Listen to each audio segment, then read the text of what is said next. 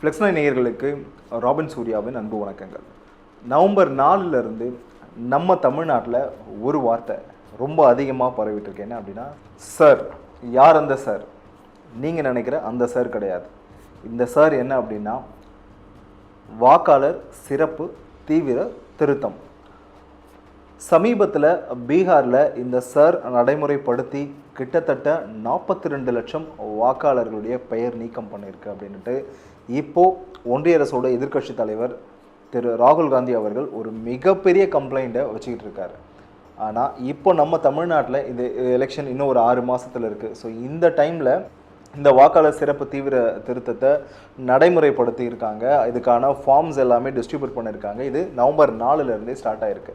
So இந்த டைமில் இங்கே இருக்கிற ஆளும் கட்சி திமுக என்ன பண்ணியிருக்காங்க அப்படின்னா, இதுக்கு மிகப்பெரிய எதிர்ப்பு தெரிவித்து ஒரு அனைத்து கட்சி கூட்டத்தை கூட்டினாங்க. திமுக மட்டும் கிடையாது, இந்த கூட்டத்தில் கலந்துக்காத தாவேகாவும் இப்போ என்ன பண்ணியிருக்காங்க அப்படின்னா, சமீபத்தில் ஒரு 16 பேர் கொண்ட ஒரு குழு அமைச்சிருக்காங்க. என்ன அப்படின்னா, இந்த சார் நடைமுறை அப்படிங்கிறது, வாக்காளருடைய இந்த பெயர் திருத்தம் அப்படிங்கிறது சரியான முறையில் நடக்குதா இல்லையா அப்படிங்கிறத கண்காணிக்கிறதுக்காக. ஏன் அப்படின்னா, இதுக்கான என்ன காரணங்கள் சொல்கிறாங்க அப்படின்னா, சமீபத்தில் தமிழக முதலமைச்சர் ஸ்டாலின் அவர்கள் ஒரு வீடியோ வெளியிட்டிருந்தார். என்ன அப்படின்னா, இந்த படிவத்தில் எவ்வளோ குளறுபடிகள் இருக்குது, ஒரு நல்லா படித்தவங்களாலேயே இந்த ஃபார்மை ஃபில்அப் பண்ணுறது அப்படிங்கிறது கொஞ்சம் கஷ்டமான விஷயம்தான். ஏன் அப்படின்னா, இந்த ஃபார்மில் ஃபஸ்ட்டு ஃபார்மில் செகண்ட் ஃபார்மில் பார்த்தீங்க அப்படின்னா, உங்களுக்கு உறவினர்கள் அப்படின்னு ஒரு காலம் கொடுத்துருப்பாங்க. அந்த உறவினர்கள் அப்படிங்கிறது யார்? தகப்பனா, கணவனா, இந்த மாதிரி நிறைய ரிலேஷனில் நீங்கள் யார் கேட்குறீங்க அப்படின்றது. ஒரு வேளை அதில் தப்பாக ஃபில் பண்ணிட்டா அந்த வாக்காளர்களுடைய பெயர் சேராமல் போகிறதுக்கான வாய்ப்புகள் இருக்குது. அது மட்டும் இல்லாமல் தேர்தல் அதிகாரி அர்ச்சனா பட்நாயக் அவங்க பேசும்பொழுது என்ன சொல்லியிருந்தாங்க அப்படின்னா, புகைப்படம் அந்த காலமில் ஒட்டணும் அப்படின்னா உங்களுக்கு தேவைன்னா ஓட்டலாம், இல்லைன்னா வேண்டாம் அப்படின்னு சொல்லியிருக்காங்க. இது வந்து ஒரு விதமான மனக்குழப்பத்தையே தான் கொடுக்கும். ஏன் அப்படின்னா, ஒருவேளை புகைப்படம் ஒட்டாமல் கொடுத்தா அந்த வாக்காளருடைய பெயர் சேர்க்கப்படுமா சேர்க்கப்படாதா, இப்படி பல கேள்விகள் இந்த படிவத்தில் இருக்குது. அது மட்டும் இல்லாமல் இந்த எதிர்க்கட்சிகள் ரொம்ப முக்கியமாக இதை எதிர்க்க காரணம் என்ன அப்படின்னா, இதுக்கான கால அவகாசம். இந்த கால அவகாசம் அப்படிங்கிறது வெறும் 30 நாள் கொடுத்துருக்காங்க. இந்த 30 நாள் அப்படிங்கிறது ஒரு வீட்டில் ஒரு கணவன் மனைவி 2 பேருமே வேலைக்கு போகிறாங்க அப்படின்னா, அவங்க இருக்க போகிறது ஞாயிற்றுக்கிழமை. அந்த ஞாயிற்றுக்கிழமை ஒருவேளை அவங்க இல்லாமல் போனால், ஸோ அவங்களுடைய வீட்டுக்கு இந்த முகவர்கள் போகிறாங்க அப்படின்னா, பிஎல்ஓஸ் போகிறாங்க அப்படின்னா, அங்கே அவங்க இல்லை அப்படின்னா என்ன பண்ணுவாங்க? இந்த மாதிரியான கேள்விகள், இந்த மாதிரியான குளறுபடிகள் அதிகமாக இருக்குது. அது மட்டும் இல்லாமல் 30 நாளில் இந்த நடைமுறை அப்படிங்கிறது சாத்தியமே கிடையாது அப்படின்னு சொல்லியிருக்காங்க. ஆனால் எதிர்க்கட்சி தலைவர் எடப்பாடி அவர்கள் என்ன சொல்லியிருக்காரு அப்படின்னா, அதெல்லாம் ஒன்றும் இல்லைங்க, இது ஒரு 8 நாளில் பண்ணிடலாம் அப்படின்னு சொல்லியிருக்காரு. பட் ஆனால் 8 நாள் அப்படிங்கிறது எப்படி சாத்தியம் அப்படிங்கிறது மக்களுடைய கேள்வியாக ரொம்ப அதிகமாகவே இருக்குது. சமீபத்தில் ஆளும் கட்சியாக இருக்கட்டும், இல்லை ஒன்றிய அரசோட எதிர்க்கட்சி காங்கிரஸாக இருக்கட்டும், அவங்களோட கூட்டணி கட்சிகளாக இருக்கட்டும், இவங்க எல்லாருமே அந்த எஸ்ஐஆருக்கு எதிர்ப்பு தெரிவிச்சுக்கிட்டு இருந்த நிலைமையில் பாஜக நிர்வாகி அவர் என்ன பண்ணியிருக்காரு அப்படின்னா, அவருடைய பேர் நரசிங்க பெருமாள், அவர் என்ன பண்ணியிருக்காரு அப்படின்னா, அங்கே இருக்கிற கலெக்டர் ஆஃபீஸில் ஒரு கம்ப்ளைண்ட் கொடுத்துருக்காரு. என்ன அப்படின்னா, இந்த எஸ்ஐஆர் அப்படிங்கிறது ஒழுங்காக நடக்கிறது கிடையாது, இதனால் எங்களுடைய வாக்காளர்களுடைய வாக்குகள் பதிவு செய்யப்படாமல் போகிறதுக்கு வாய்ப்புகள் அதிகமாக இருக்குது அப்படின்னு கம்ப்ளைண்ட் கொடுத்துருக்காரு. ஸோ 8 நாளில் இதை பண்ண முடியுமா அப்படின்னு எதிர்க்கட்சி தலைவர் சொன்ன மாதிரி 8 நாள் போதும் அப்படிங்கிறது எந்த அளவுக்கு சாத்தியமா அப்படிங்கிறது தெரியல.